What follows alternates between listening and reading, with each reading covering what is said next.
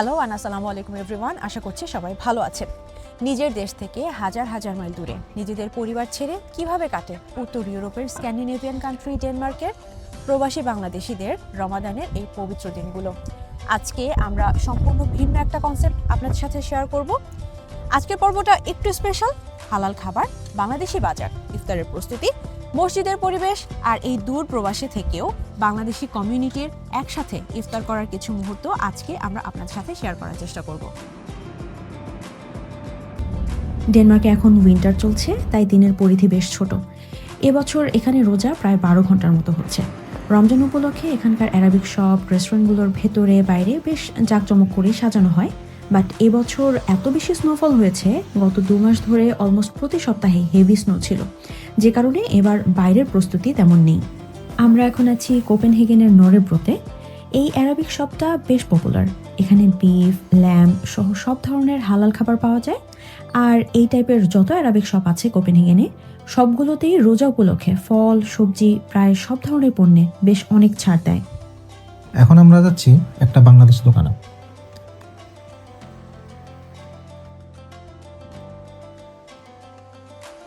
ঢুকতেই চোখে পড়লো দেশের চানাচুর আর অনেক অনেক বিস্কিটের প্যাকেট। দেশের অনেক ফ্রেশ সবজিও এখানে আছে। রমজানের বিকেলে এখানে একটু আলাদা ব্যস্ততা থাকে। কেউ ছোলা নিচ্ছেন, কেউ বেগুন। এই পাশটায় দেখা যাচ্ছে অনেক ধরনের চাল আর আটার প্যাকেটও আছে।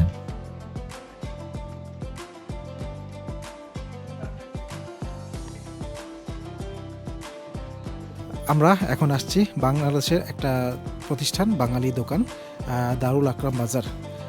এখানে আমরা একটা বাঙালি ভাইয়ের সাথে কথা বলবো। সো আসুন একটু কথা বলা যাক। ভাই আসসালামু আলাইকুম। কেমন আছেন? ভাইয়ের নামটা একটু। আমার নাম শাহিন আহমেদ। ভাইয়া ডেনমার্কে কতদিন আসছেন? আমি আসছি লাস্ট জুলাইতে, 7-8 মাস হয়ে গেল। আচ্ছা, নতুন বলা যায়। আচ্ছা, কেমন লাগছে ডেনমার্কের রমজান মাস? আলহামদুলিল্লাহ, এটাই তো এখানে প্রথম রমজান। বাংলাদেশ থেকে বেশ কিছু ভিন্নতা পাচ্ছি এখানে। বাট আমি যেহেতু এই বাজার এবং মসজিদের আশেপাশেই থাকি, তো বাংলাদেশের অনেকটা আবহাওয়া এবং বাংলাদেশের মানুষের সাথে মিশার অনেকটা সুযোগ হয়। আচ্ছা আচ্ছা, তো ডেনমার্কে রমজানের গ্রোসারি বাজার, কেনাকাটা, খাদ্যাভ্যাস আপনার কাছে কেমন মনে হচ্ছে বাংলাদেশের তুলনায়? হ্যাঁ, আসলে আমাদের এই দোকানটা আসলে বাংলাদেশি কেন্দ্রিক এবং বাংলাদেশি কাস্টমার বেশি। তো এখানে আসলে ওই বাংলাদেশের যে আইটেমগুলো প্রয়োজন হয় ওগুলাই এখানে আসলে বেশি যায়। রোজা উপলক্ষে কোনো ডিসকাউন্ট বা কোনো ধরনের ছাড় আপনারা দিচ্ছেন কিনা? জি, অবশ্যই আমাদের এখানে রোজা উপলক্ষে সব কিছুতেই ছাড় আছে এবং রমজানের যে প্রোডাক্টগুলো, যেমন হচ্ছে চাল প্লাস হচ্ছে ডাল এবং হচ্ছে মসুর ডাল, বেসন এবং আদার্স যে প্রয়োজনীয় রুহ আফজা, সব কিছুতেই আমরা এখন ডিসকাউন্ট মূল্যে দিচ্ছি ইনশাল্লাহ। অনেক ধন্যবাদ ভাইয়া আমাদেরকে সময় দেওয়ার জন্য। ভালো থাকবেন। রমজানুল মোবারক।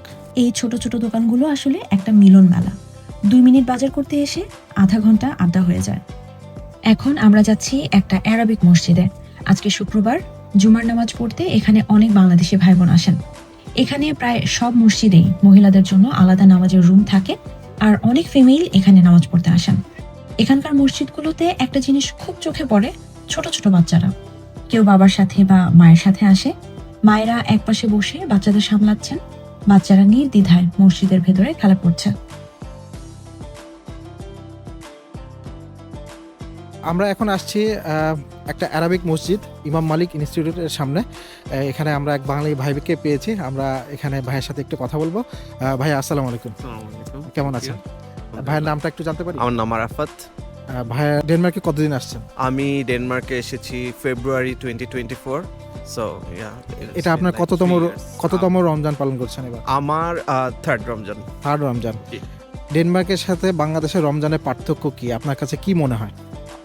মেইন পার্থক্য হচ্ছে ভাইব।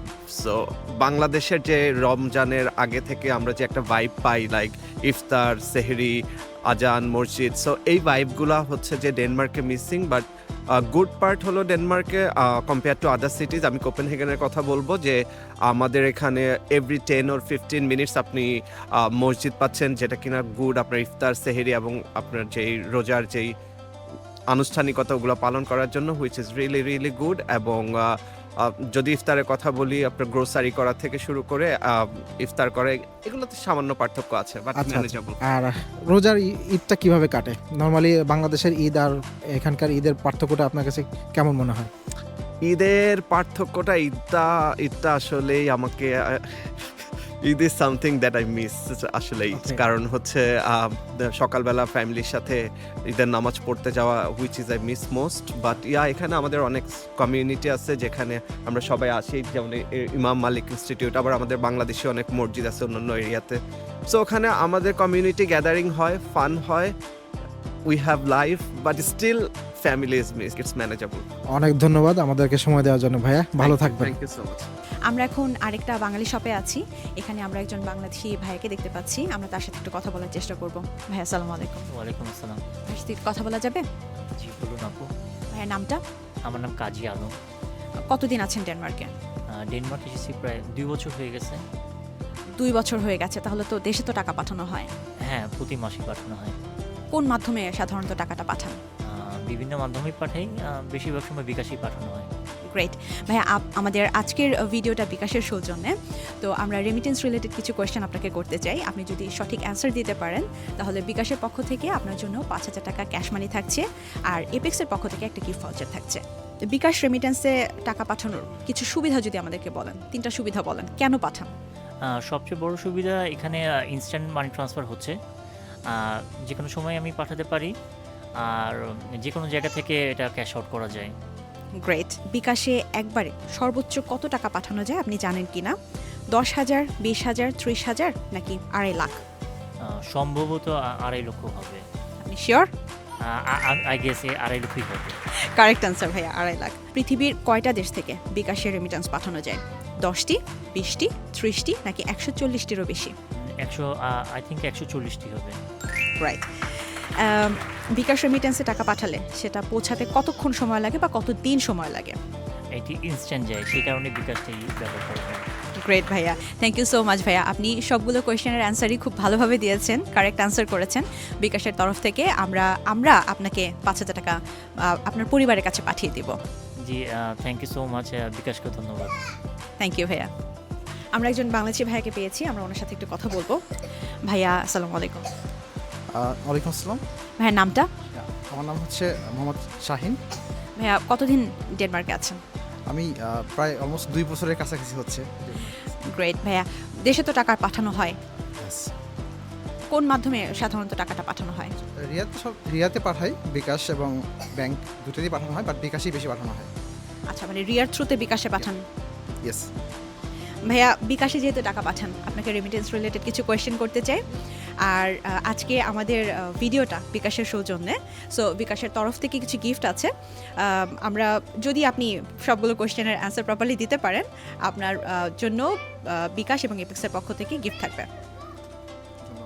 ভাইয়া ফার্স্ট কোয়েশ্চেন আমি আপনাকে যেটা বলতে চাই, জিজ্ঞেস করতে চাই, সেটা হচ্ছে যে বিকাশে কেন টাকা পাঠান, সুবিধা কি?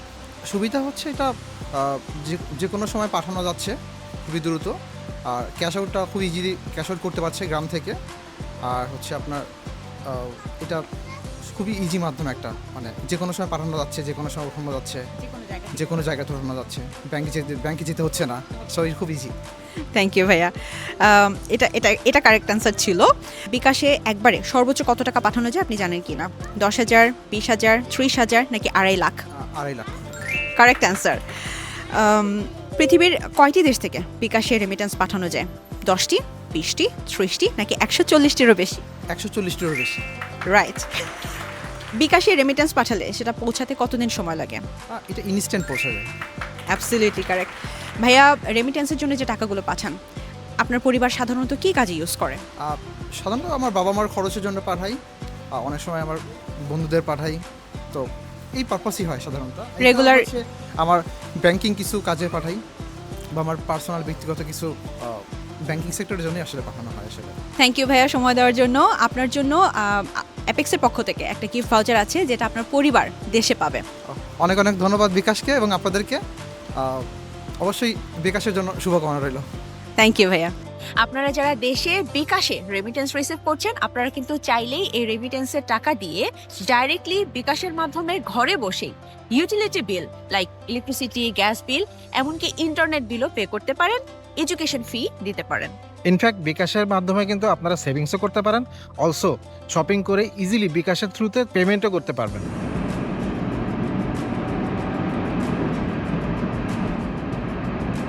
সারাদিন শেষে এখন আমরা এসেছি একটা বাংলাদেশি মসজিদে, দারুল আকরাম মসজিদ। এখানেই আমরা আজকে ইফতার করব। এই মসজিদে প্রতিদিনই ইফতারের আয়োজন করা হয়। এখন সেই রান্নাবান্নাই চলছে। এখানে বাংলাদেশি ভাই বোনেরা আসেন, বিশেষ করে স্টুডেন্টরা যারা সারাদিন ক্লাস করে কাজ শেষ করে বাসায় গিয়ে ইফতার করার মতো টাইম পান না।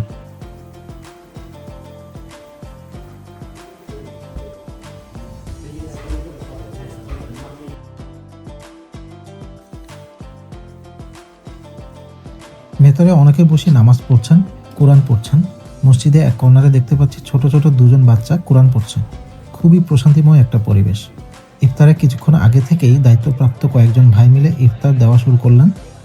সবাই ইফতারের প্রিপারেশন নেওয়া শুরু করেছে। এখানে এই দূর প্রবাসে রমজানের সবচেয়ে সুন্দর ব্যাপারটাই মনে হয় এটা, এই একসাথে বসা, কেউ কাউকে না চিনলেও একে অন্যের সাথে পরিবার পরিজন নিয়ে গল্প করা, নিজেদের প্রবলেম কিংবা ছোট ছোট আনন্দগুলো শেয়ার করা, একসাথে নামাজ পড়া, নামাজ শেষ করে খাওয়া দাওয়া, অন্যরকম একটা ফেস্টিভ্যাল টাইপ ভাইব, অনেকটা দেশের মতো। আজকের সবকিছু মিলিয়ে রমজানের খুব সুন্দর একটা দিন কাটলো। আজকে এখানেই বিদায় নিচ্ছি। আল্লাহ হাফেজ।